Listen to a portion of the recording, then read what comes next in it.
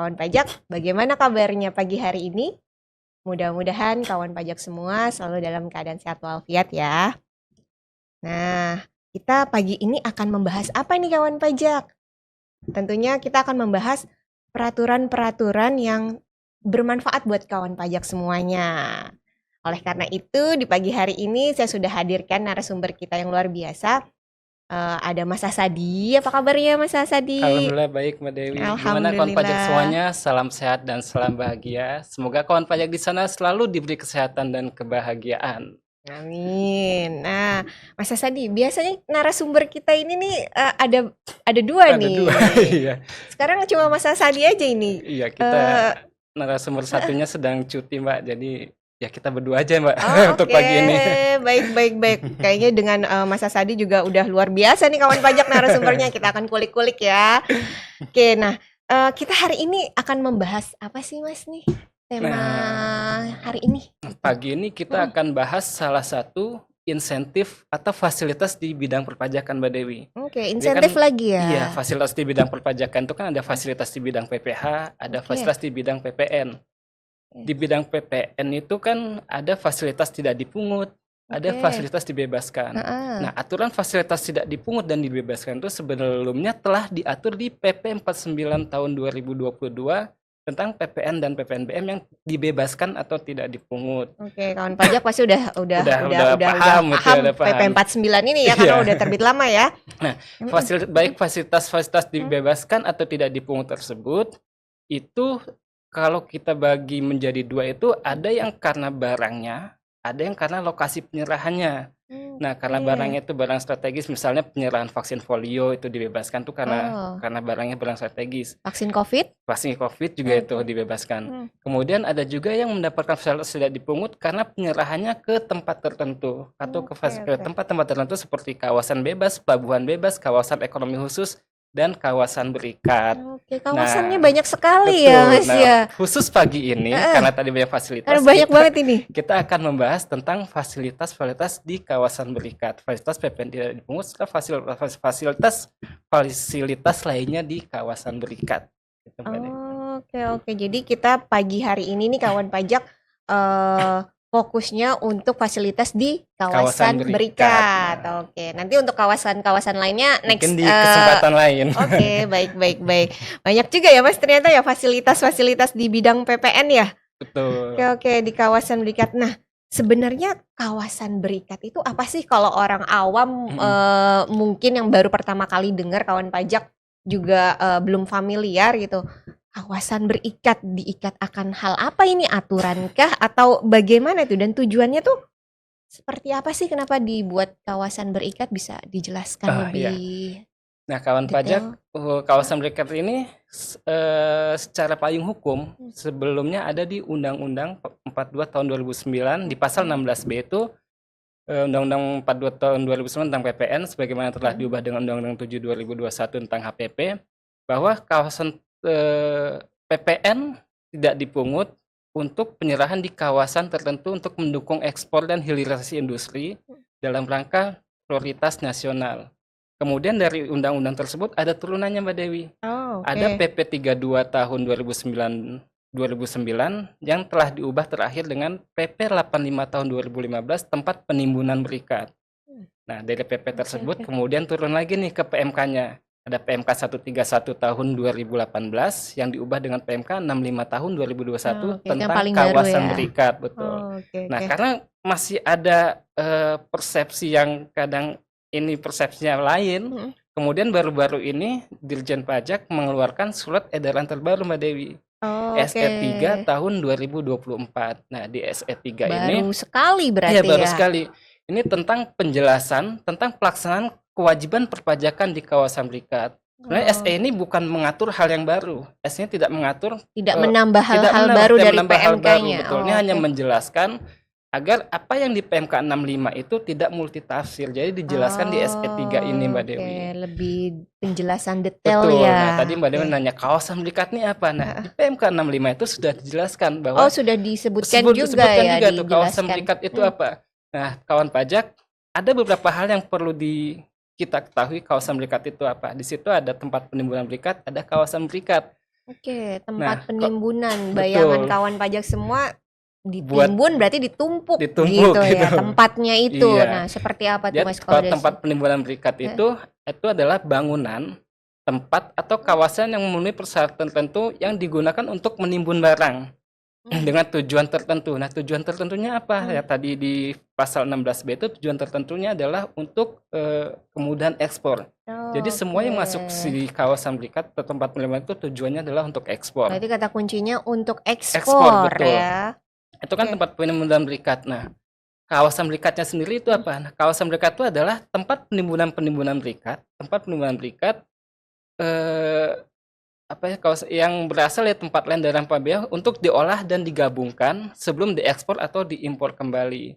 Jadi pemberian fasilitas kawasan berikat itu betul-betul untuk tujuan ekspor. Kawasan berikat itu bisa berapa? Ada tempat penimbunan berikat, tempat oke. penimbunan berikat itu dalam satu kawasan berikat.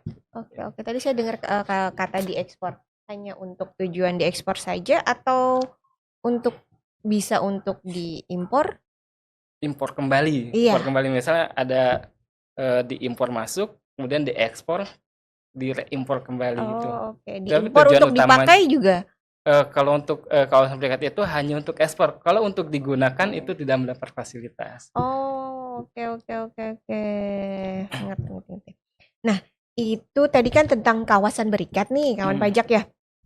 Sekarang siapa saja yang terdapat di kawasan berikat? Siapa saja? Apakah semua pengusaha di kawasan berikat mm-mm. atau ada tertentu Tertentu. saja gitu?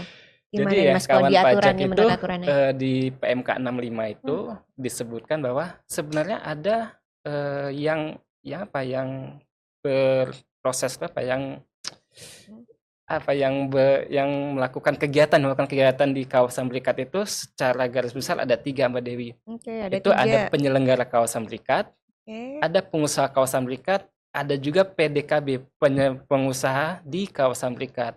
Nah, kalau oke. penyelenggara kawasan berikat adalah, kalau secara undang-undang itu adalah badan hukum yang melakukan kegiatan, menyediakan dan mengelola kawasan untuk kegiatan pengusahaan kawasan berikat. Sementara Oke. pengusaha kawasan berikat itu adalah badan hukum yang melakukan kegiatan penyelenggaraan sekaligus pengusahaan kawasan berikat. Sementara PDKB itu adalah badan hukum yang melakukan kegiatan pengusahaan kawasan berikat di dalam kawasan berikat milik penyelenggara kawasan berikat yang berstatus badan hukum yang berbeda. Agak bingung ya Mbak Dewi ya, ini Iya, karena mirip-mirip beririsan ya, ya, mirip-mirip gitu. beririsan. Eh, Jadi kalau oke. kalau kita simpelnya Ya itu, simpelnya gimana jadi singkatnya biar biar nggak nggak membingungkan bingung ya. kan gitu. Jadi penyelenggara kawasan berikat itu dia memiliki izin untuk menguasai, Oke. mengelola dan menyediakan kawasan berikat. Hmm, Itu penyelenggara kawasan berikat. Kalau pengusaha kawasan berikat itu badan hukum yang menjadi penyelenggaranya. Badan hukum yang penyelenggaranya. penyelenggara Oke. sekaligus dia juga melaksanakan pengusaha apa sih? Kegiatan usaha Kegiatan usaha di juga. kawasan berikat. Kalau Oke. PDKB itu badan hukum yang hanya melaksanakan usaha di kawasan berikat. Jadi kalau Oke. PDKB itu belum tentu tuh kawasan berikat punya dia. Dia hanya Oke, melakukan oke, kegiatan oke, usaha oke. di kawasan berikat tersebut. Itu PDKB. Boleh diulangi tadi PDKB itu Pengusaha di kawasan di berikat. kawasan berikat. Iya, Oke, karena agak-agak mirip. mirip-mirip. Jadi takutnya kawan pajak, saya aja yang mendengar tunggu-tunggu sebentar Iya, gitu. penyelenggara itu Oke, dia oke, punya oke. tempat, dia punya izin, jadi dia bisa menyediakan kawasan berikat. Oke, oke. Oke, sekarang nih fasilitas yang didapat si pengusaha di kawasan berikat itu apa aja nih, guys? Kalau dia yang didapat oleh pengusaha di kawasan berikat. Nah, jadi kawan pajak Hmm, semua, karena kawasan berikat ini tujuannya adalah untuk ekspor barang Indonesia keluar daerah pabean, maka atas penyerahan-penyerahan di dalam kawasan berikat ini akan mendapatkan semacam fasilitas fiskal. Fasilitas oke. fiskal itu bisa berupa penangguhan biaya masuk, bisa berupa Penangguhan juga biaya masuk. Oke. pembebasan cukai, Pembebasan bisa cukai. juga pajak tidak dipungut. Pajak tidak dipungut itu bisa PPN atau PPNBM. Oke. Kemudian PPh pasal 22 impor juga, Mm-mm. apabila itu impor, itu juga bisa tidak dipungut. Nah, kan barang yang masuk ke dalam kawasan berikat itu berbagai macam, Mbak Dewi. Bisa barang masuk dari impor, bisa juga masuk dari tempat lain di daerah pabean, atau kalau kawan pajak suka mendengar istilah TLDDP, itu tempat apalagi itu? tempat lain di dalam daerah pabean. Oke, tempat Kemudian ada lain. juga yang Oke. berasal dari tempat penimbunan berikat lain. Ada juga masuk dari kawasan bebas. Nah, ada juga masuk dari kawasan ekonomi khusus atau kawasan tertentu yang mendapatkan fasilitas.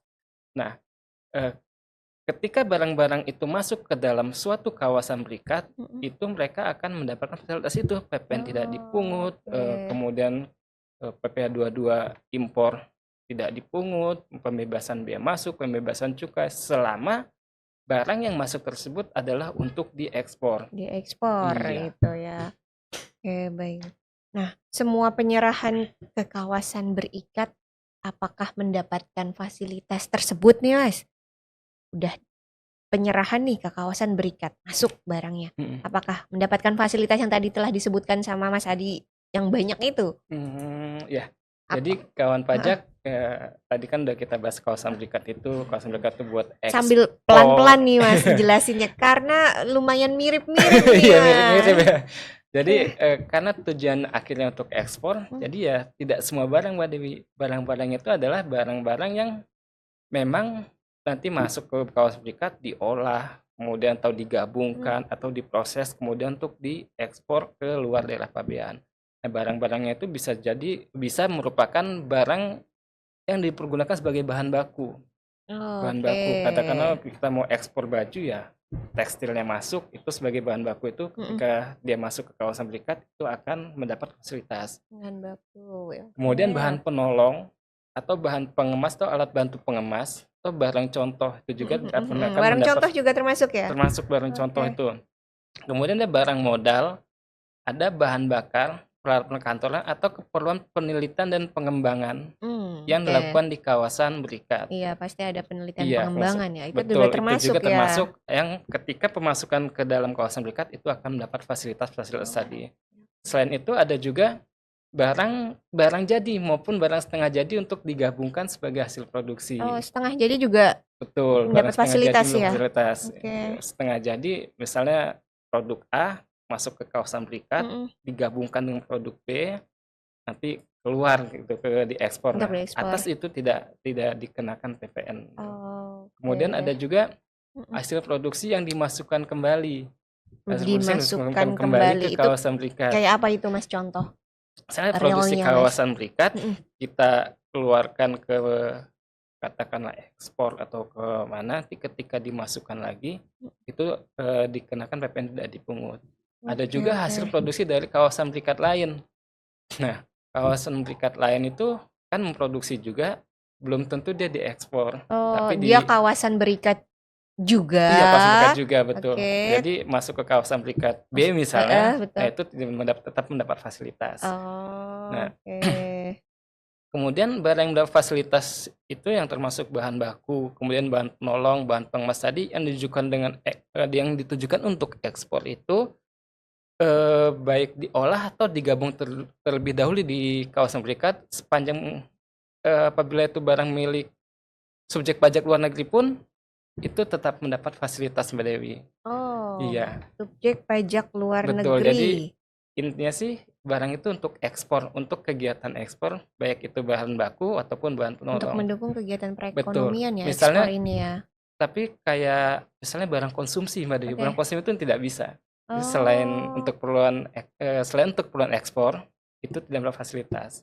Misal barang konsumsi, ataupun barang-barang yang tidak ada hubungannya dengan kegiatan produksi untuk ekspor. Itu ya kata kuncinya, barang-barangnya yang seperti itu ya yang dijelaskan tadi ya. Iya. Oke. Tadi sempat disinggung di akhir tadi mengenai barang milik subjek pajak luar negeri. Nah, mungkin bisa dijelaskan lagi nih, apa sih SPLN membeli barang dari kawasan berikat tidak dikenakan, apakah tidak dikenakan nih subjek pajak luar negeri gitu Mas? Ya. Jadi Mbak Dewi, karena kan bisa aja ada kondisi seperti itu. Betul. Jadi ada kondisi bagaimana misalnya subjek pajak luar negeri membeli barang di Indonesia, baik itu membeli barang di kawasan berikat ataupun membeli barang di TLDDP, tempat lain daerah pabean. Tapi ketika dia membeli barang, dia tidak langsung dikirim oleh pembeli. Barangnya itu dikirim dulu ke kawasan berikat lainnya. Nah, kalau di numpang lewat numpang kawasan lewat, betul. berikat. Jadi kalau di PMK sebelumnya yaitu PMK 131, nah Udah transaksi dijelaskan sebelumnya di PMK betul, di 131 PMK ini? 131 Oke. itu ada perbedaan dengan PMK 131 dan PMK 65. Oh, Di PMK 131 itu ketika subjek pajak luar negeri membeli barang PT di kawasan berikat ataupun di mana, di tempat lain daerah PBN, itu tidak mendapat fasilitas meskipun barang itu dikirimkan termasuk ke kawasan berikat berikat. B untuk diekspor kembali.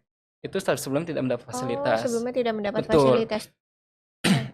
Di PMK Nah, 1 sedangkan di PMK 65 ada 65. perlakuan berbeda, Mbak Dewi.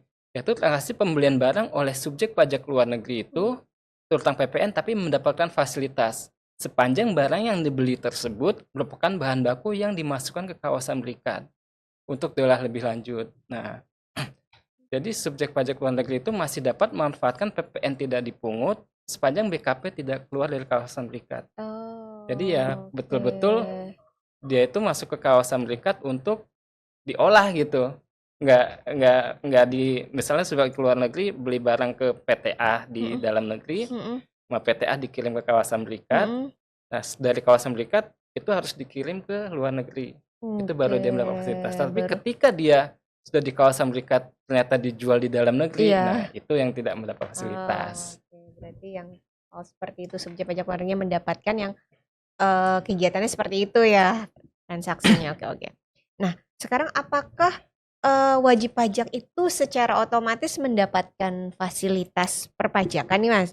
Atau ada persyaratan yang harus dipenuhi terlebih dahulu agar mendapatkan fasilitas-fasilitas tersebut? Ya, fasilitas terutama fasilitas tidak dipungut ini ya. Iya.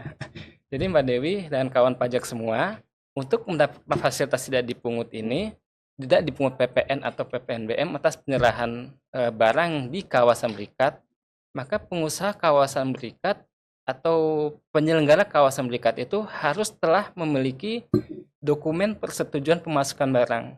Jadi harus ada dokumen. Betul. Jadi pengusaha di kawasan berikat itu harus memiliki dulu dokumen persetujuan pemasukan barang sebelum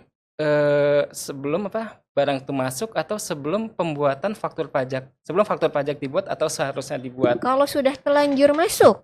Kalau sudah terlanjur masuk, itu tidak dapat fasilitas Mbak Dewi. Jadi kuncinya mereka harus mengurus dulu izin untuk pemasukan barang. Ketika izin itu dapat, baru diterbitkan faktur. Jadi kalau bahasa di aturnya sih,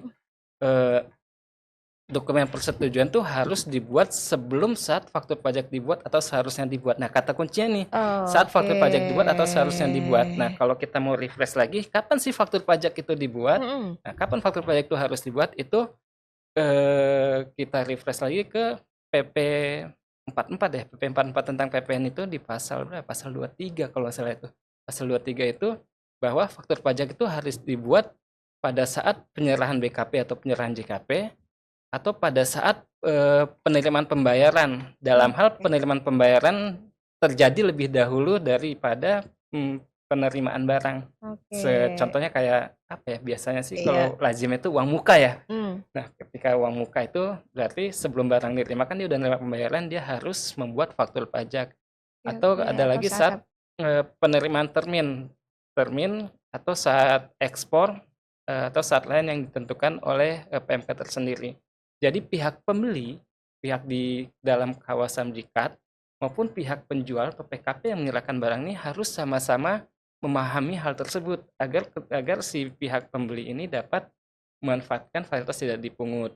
Misalnya, ya pembeli di kawasan berikat ini akan melakukan pembayaran terlebih dahulu. Nah, sebelum melakukan pembayaran, harusnya itu pembeli atau pengusaha di kawasan berikat itu sudah harus mengurus dokumen persetujuan pemasukan barang, sehingga ketika si penjual menerima pembayaran, dia menerbitkan faktur atas pembayaran tersebut mendapat fasilitas tidak dipungut. Nah, kadang yang terjadi ini adalah wajib pajak sudah membayar, namun dia belum mengurus surat dokumen pemasukan itu, sehingga atas uang muka itu menjadi terutang PPN. Nah, Kalau seperti itu bagaimana? Ya nggak apa-apa sih, kita bayar PPN-nya, faktur pajaknya 01, nanti si pembeli itu dapat mengkreditkan juga atas PPN-nya itu. Oh, seperti tadi sempat disebutkan faktor pajaknya 01, jadinya yang seperti biasa tidak mendapat fasilitas ya. Iya, fasilitas. Kalau yang mendapatkan fasilitas dari pungut ini kode fakturnya Kode apa fakturnya ini? 07. Oh, Iya. 07 bisa terlihat dari situ ya. Iya. Oke, Nah, oke. karena kadang ada juga, oh dia kelupaan untuk membuat dokumen persetujuan, dia udah bayar uang muka. Nanti pada saat pelunasan nggak dapat dong ininya. Sebenarnya itu tetap dapat fasilitas, tapi hanya mendapat fasilitas atas sisanya aja pada saat pelunasan. Oke. Misalnya Tetap. dia melakukan pembayarannya tanggal 1 Juni.